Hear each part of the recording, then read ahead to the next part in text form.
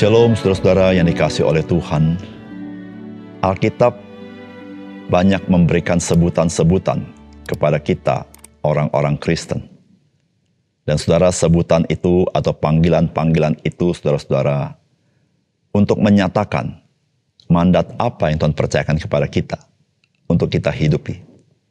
Saudara, mari kita perhatikan sebutan-sebutan bagi orang Kristen yang Alkitab katakan kepada kita. Dan kita renungkan apa yang Tuhan maksudkan dengan panggilan tersebut bagi kita. Salam jumpa dalam program Tuhan adalah Gembalaku.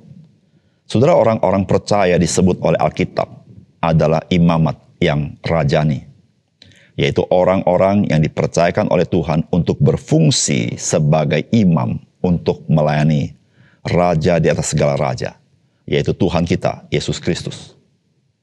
Suatu kepercayaan yang sangat mulia, karena kita tahu bahwa imam-imam itu di dalam bangsa Israel adalah keturunan dari Harun. Namun kita sebagai orang percaya kepada Kristus dipercayakan pelayanan keimaman di dalam Kristus.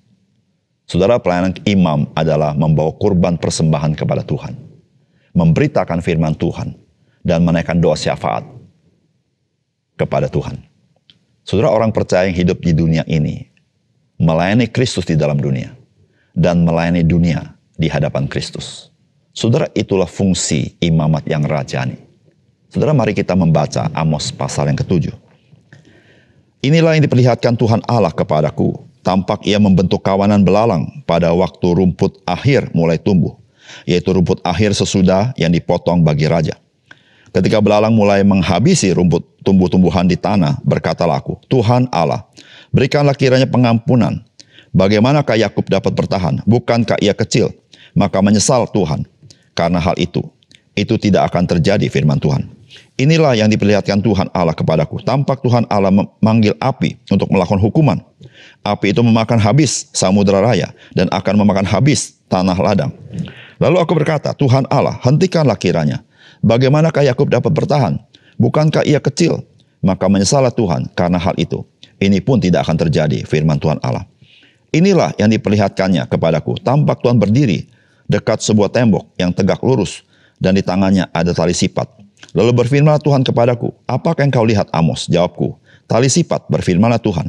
Sesungguhnya aku akan menaruh tali sipat di tengah-tengah umatku Israel. Aku tidak akan memaafkannya lagi. Bukit-bukit pengorbanan daripada Ishak akan dilicin tandaskan. Dan tempat-tempat kudus Israel akan diruntuhkan. Dan aku akan bangkit melawan keluarga Yerobeam dengan pedang.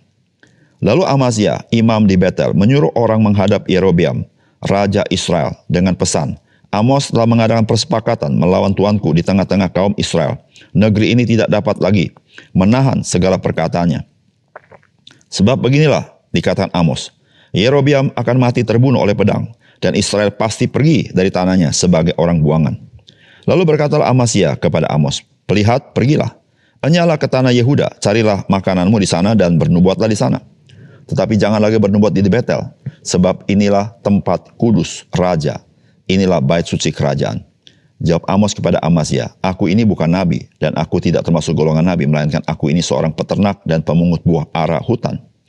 Tetapi Tuhan mengambil aku dari pekerjaan menggiring kambing domba, dan Tuhan berfirman kepadaku, pergilah dan bernubuatlah terhadap umatku Israel. Maka sekarang dengarlah firman Tuhan. Engkau berkata jangan bernubuat menentang Israel dan jangan ucapkan perkataan menentang keturunan Ishak. Sebab itu beginilah firman Tuhan. Istrimu akan bersundal di kota dan anak-anakmu laki-laki dan perempuan akan tewas oleh pedang. Tanahmu akan dibagi-bagikan dengan memakai tali pengukur. Engkau sendiri akan mati di tanah yang najis dan Israel pasti pergi dari tanahnya sebagai orang buangan.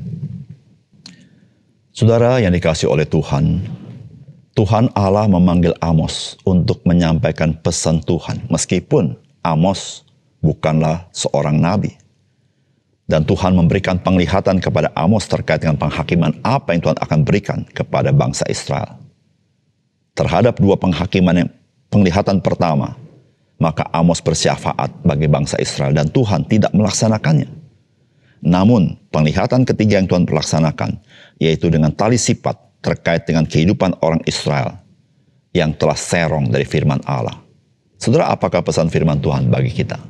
Yang pertama, Saudara, orang-orang percaya selain harus memberitakan firman Tuhan, jugalah harus menjadi orang-orang yang bersyafaat bagi orang lain. Saudara, firman Tuhan berkata begini, inilah yang diperlihatkan Tuhan Allah kepadaku, tampak ia membentuk kawanan belalang pada waktu rumput akhir mulai tumbuh, yaitu rumput akhir sesudah yang dipotong bagi raja. Ketika belalang mulai menghabisi tumbuh-tumbuhan di tanah, berkatalah aku, Tuhan Allah, berikanlah kiranya pengampunan. Bagaimanakah Yakub dapat bertahan, bukankah ia kecil? Maka menyesallah Tuhan karena hal itu. Itu tidak akan terjadi, firman Tuhan. Inilah diperlihatkan Tuhan kepadaku. Tampak Tuhan Allah memanggil api untuk melakukan hukuman. Api itu memakan habis samudera raya dan akan memakan habis tanah ladang. Lalu aku berkata, Tuhan Allah, hentikanlah kiranya. Bagaimanakah Yakub dapat bertahan? Bukankah ia kecil? Maka menyesallah Tuhan karena hal ini. Ini pun tidak akan terjadi. Saudara yang dikasihi oleh Tuhan, Amos dipanggil untuk memberitakan firman Tuhan kepada bangsa Israel. Dan beritanya itu adalah berita yang keras. Jikalau mereka tidak bertobat, maka Tuhan akan mendisiplin mereka. Namun saudara, ketika Tuhan memberikan penglihatan akan penghukuman kepada bangsa Israel, saudara, maka saudara perhatikan bagaimana sikap Amos. Saudara, Amos menjadi seorang yang bersyafaat kepada Tuhan. Saudara, meskipun Amos menyampaikan berita-berita yang keras dari Tuhan kepada bangsa Israel, namun Amos sangat mengasihi bangsa Israel. Amos tahu bangsa Israel bangsa yang kecil dan Tuhan itu maha besar dan maha dahsyat. Dan saudara, disitulah saudara Amos, dia menyampaikan permohonan kepada Tuhan. Dan saudara, menarik sekali bahwa Tuhan mengabulkan permohonan Amos. Saudara, di sini kita belajar satu hal. Di dalam Alkitab ada kalanya Tuhan tidak mengabulkan doa seseorang dan Tuhan bertetap kepada ketetapannya.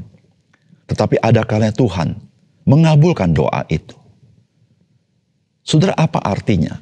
Saudara, artinya saudara-saudara bahwa doa syafaat kita kepada Tuhan adalah sebuah doa yang baik, yang berkenan kepada Tuhan, yang Tuhan inginkan dari kita. Saudara, orang percaya, selain dia memberitakan firman Tuhan kepada orang lain, memberitakan Injil, namun orang percaya yang adalah imamat yang rajani, haruslah menjadi orang-orang yang berdoa syafaat bagi orang lain. Saudara, doa syafaat kepada Tuhan begitu berharga. Mengapa, saudara? Karena Tuhan mendengar doa syafaat kita. Seperti Alkitab katakan, Tuhan ingin menghukum bangsa Israel dengan cara tertentu. Tetapi melalui doa syafaat daripada Amos, Tuhan tidak lakukan, saudara.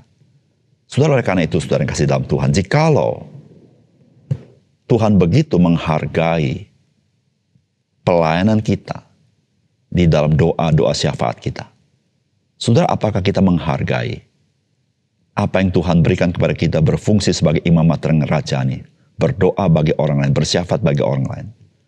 Saudara, mari kita menghargai itu dengan kita melakukannya bagi orang lain. Tiap-tiap hari kita bersyafaat bagi orang lain. Saudara, Tuhan kita, Tuhan yang mendengar doa syafaat kita. Yang kedua, saudara, firman Tuhan itulah yang menjadi patokan penilaian Tuhan atas kehidupan kita. Saudara, firman Tuhan berkata begini, inilah diperlihatkannya kepadaku, tampak Tuhan berdiri dekat sebuah tembok yang tegak lurus, dan di tangannya ada tali sipat. Lalu berfirman Tuhan kepadaku, apa yang kau lihat, Amos? Jawabku, tali sipat. Berfirmanlah Tuhan, sesungguhnya aku akan menaruh tali sipat di tengah-tengah umatku Israel. Aku tidak akan memaafkannya lagi. Bukit-bukit pengorbanan daripada Ishak akan dilicin tandaskan, dan tempat-tempat kudus Israel akan diruntuhkan, dan aku akan bangkit melawan keluarga Yerobeam dengan pedang. Saudara, penglihatan ketiga yang Tuhan lihatkan adalah yaitu tali sipat. Saudara, tali sipat adalah tali pengukur. Pengukur kepada kelurusan dari sebuah bangunan. Saudara, tali sipat itu adalah firman Allah. Saudara, firman Allah adalah firman kebenaran yang mengukur seluruh kehidupan kita, termasuk kehidupan manusia. Saudara, di dalam kitab Roma pasal 2 ayat 12 berkata begini, sebab semua orang yang berdosa tanpa hukum Taurat akan binasa tanpa hukum Taurat. Dan semua orang yang berdosa di bawah hukum Taurat akan dihakimi oleh hukum Taurat. Pasal 2 ayat 14.